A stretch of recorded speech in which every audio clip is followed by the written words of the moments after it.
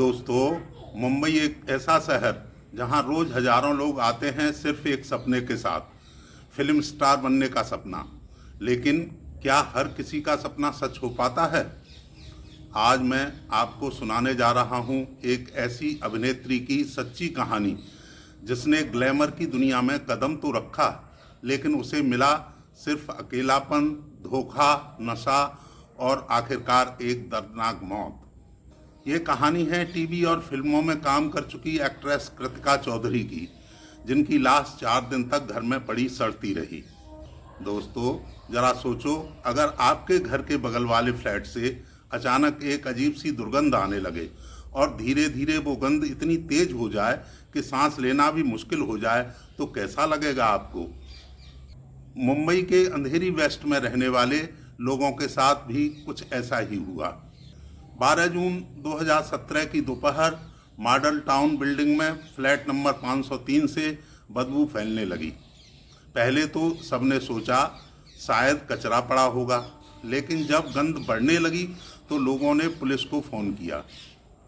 Police आई, flat का दरवाज़ा बंद था, ताला तोड़ा गया और फिर सामने का नज़ारा देखकर सबके होश उड़ गए। कमरे का एसी चालू था, टीवी भी चल रहा था, लेकिन बिस्तर पर खून से सनी सड़ चुकी एक लाश पड़ी थी।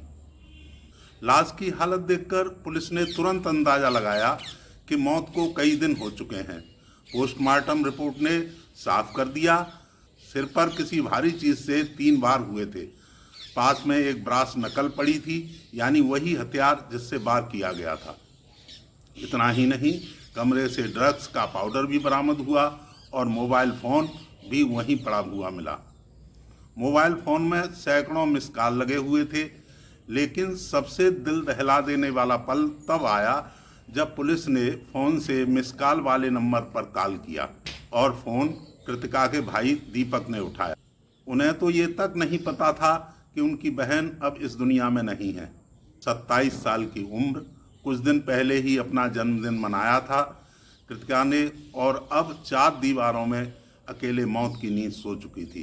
दोस्तों, ये कहानी है एक ऐसी लड़की की जिसने हरिद्वार से लेकर दिल्ली और फिर मुंबई तक का सफ़र तय किया सिर्फ अपने सपनों के लिए, टीवी और फिल्मों में नाम कमाने के लिए।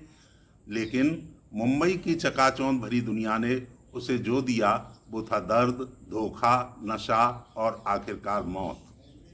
और यही थी इस कहानी की शुरुआत। लेकिन असली राज तो अभी खुलने बाकी थे।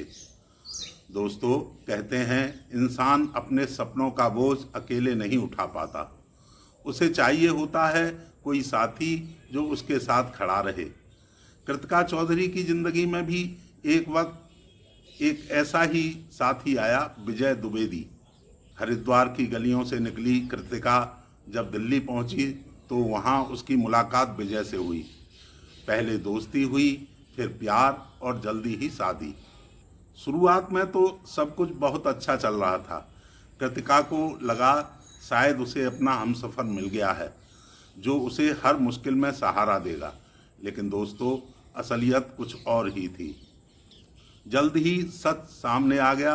विजय ने कृतिका को एक बहुत बड़ा धोखा दिया था। दरअसल वो पहले से ही शादीशुदा था, यानी कि कृतिका से शादी करने से पहले ही उसकी एक और पत्नी थी। सोचिए, किसी भी लड़की के लिए इससे बड़ा धोखा और क्या हो सकता है। कृतिका का दिल टूट गया और उसकी शादी बिखर गई। लेकिन धोखे की ये कहानी यहीं ख़त्म नहीं हुई।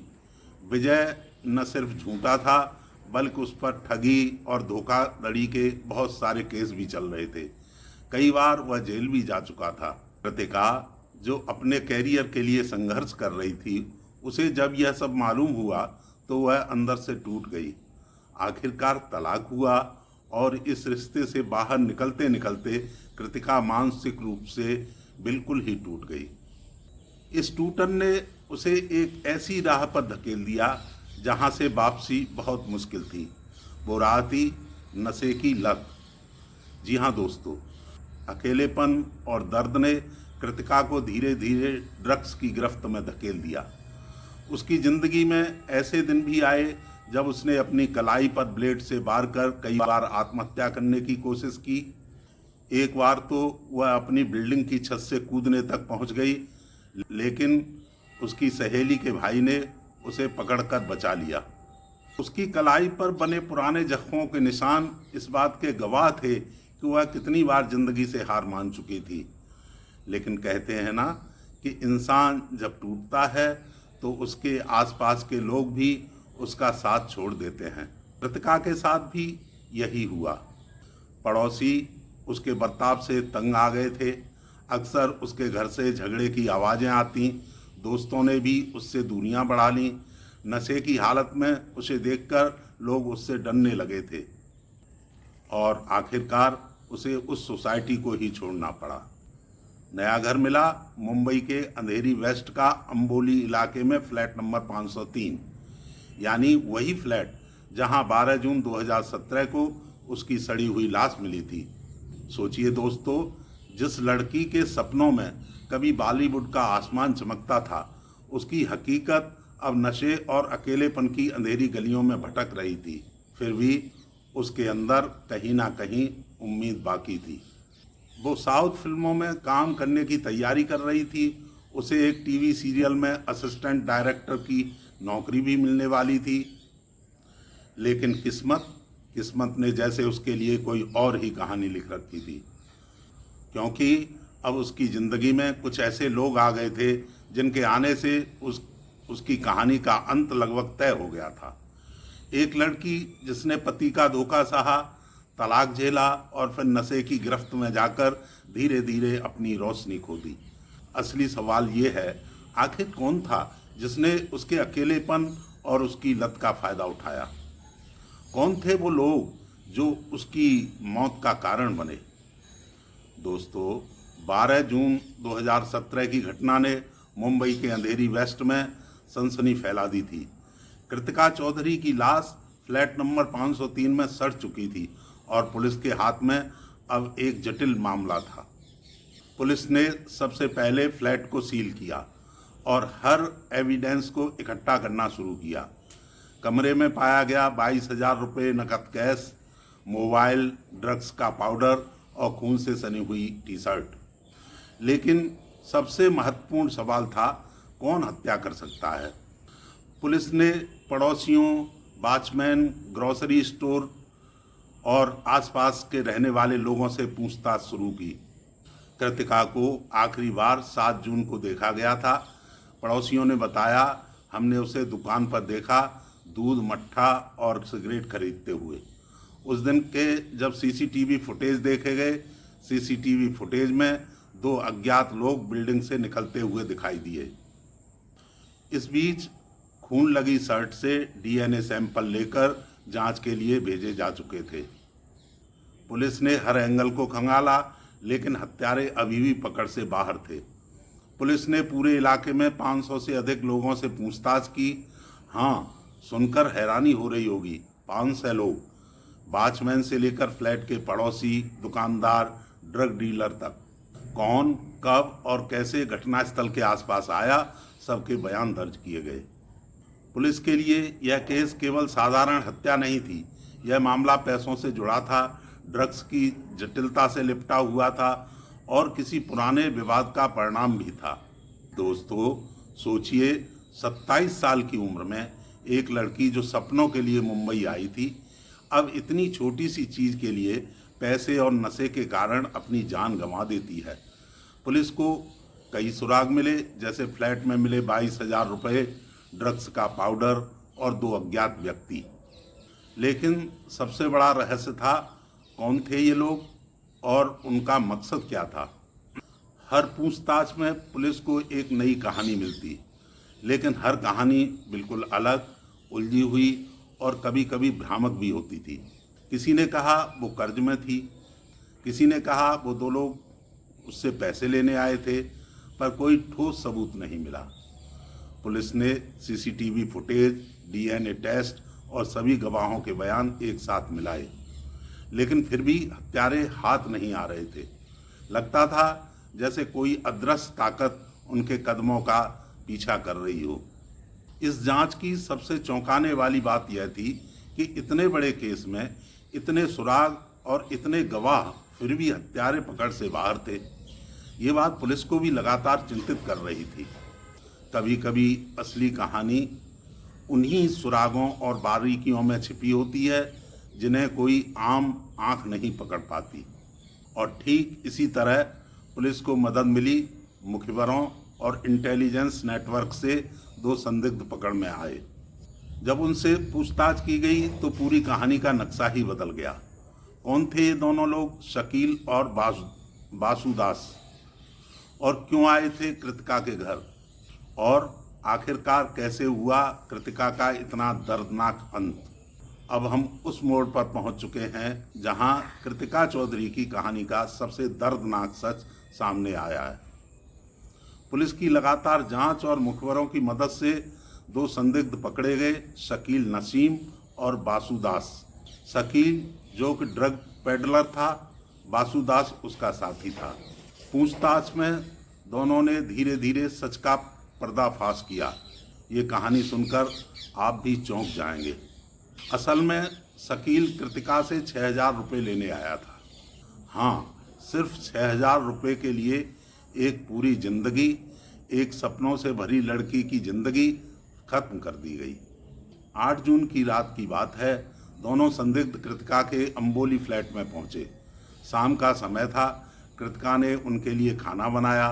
सब कुछ सामान्य चल रहा था, लेकिन फिर छोटी सी बहस हुई और उस छोटी सी बहस ने पूरा अंजाम ही बदल दिया।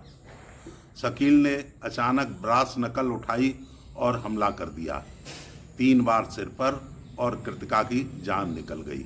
सोचिए, जो लड़की अपने कैरियर की नई उड़ान भरने वाली थी, जो अपने सपनों के लिए शहर आई थी, उसकी जिंदगी खत्म हो गई सिर्फ 6,000 रुपये के लिए। कृतिका की हत्या के बाद उन्होंने कपड़े बदले, एसी और टीवी को चालू छोड़ दिया ताकि लाश जल्दी सड़ने न पाए। लेकिन पुलिस ने बहुत ही कम समय में सारी गुत्थी को सुलझा लिया। सीसीटीवी, डीएनए और पूछताछ सब ने मिलकर पुलिस को हत्यारों तक पहुंचा ही दिया। गिरफ्तारी के बाद जब पुलिस ने कड़ाई की तो दोनों ने मान लिया कि हत्या उन्हीं ने की है और केवल पैसों के लिए ही की गई है। लेकिन कृतिका के परिवार के लिए सवाल अभी भी अधूरे थे। भाई दीपक पूछते रहे, घर में तो 22,000 रुपये पड़े थे, फिर भी क्यों केवल 6,000 रुपये के लिए? क्या सच में सिर्फ पैसा था या और भी कोई राज था? दोस्तों, कृतिका के पास उस वक्त कई साउथ फिल्मों के ऑफर थे। एक टीवी सीरियल में असिस्टेंट डायरेक्ट बनने का काम भी मिलने वाला था, लेकिन उसका सपना अधूरा रह गया। मुंबई की चमक दमक भरी दुनिया में एक और युवा लड़की की कहानी बस इतनी ही रह गई, धोखा, दर्द और मौत। सोचिए, हम अक्सर फिल्मी दुनिया को देखकर कहते हैं, वाह कितनी ग्लैमर भरी जिंदगी है, लेकिन सच में वहाँ की दुनिया बहुत अलग है। एक छोटी सी गलती, अकेलापन, नशा और गलत लोगों का साथ कभी कभी आपकी पूरी जिंदगी को बदल सकता है। कृतिका आज हमारे बीच नहीं है, लेकिन उसकी कहानी हमें ये सोचने पर मजबूर करती है, क्या हम सपनों का पीछा करते करते खुद को तो नहीं खो रहे? क्या हम अकेलेपन और धोखे से ऐसे जूझ रहे हैं कि कोई हमें बचाने वाला नहीं? ये कहानी सिर्फ एक हत्या की नहीं है। ये कहानी है वो सच जो ग्लैमर के पीछे छुपा होता है, दर्द और अकेलापन जो बाहर से दिखता नहीं लेकिन अंदर से किसी की रूह को खा जाता है। कृतिका की मौत हमें ये याद दिलाती है, सपनों के पीछे भागते समय सुरक्षा और सच्चाई भी बहुत महत्वपूर्ण है, क्योंकि ज़िंदगी एक मौका देती है और अगर वो ख़त्म हो जाए तो कोई दूसरा मौका नहीं मिलता। दोस्तों, इस कहानी से हमें यही सीख मिलती है, चमक दमक भरी इस दुनिया के पीछे छिपे हुए सच को देखो, अकेलेपन और गलत लोगों से दूर रहो और हमेशा अपने सपनों के साथ साथ अपने जीवन की सुरक्षा का भी ध्यान रखो। कृतिका चौधरी की अनसुनी दास्तान हमें हमेशा यही याद दिलाती रहेगी। तो दोस्तों, ये थी हमारी आज की सच्ची घटना पर आधारित एक अनसुनी कहानी। अगर आपको हमारी ये कहानी पसंद आई हो तो हमारे वीडियो को लाइक करें, शेयर करें और हमारे चैनल सांची बात TS तोमर के साथ को सब्सक्राइब जरूर करें। तो अब इसी के साथ मैं तारा सिंह तोमर लेता हूँ आपसे विदा। जल्द हाजिर हूँगा ऐसी ही एक विस्मयकारी कहानी के साथ। नमस्कार।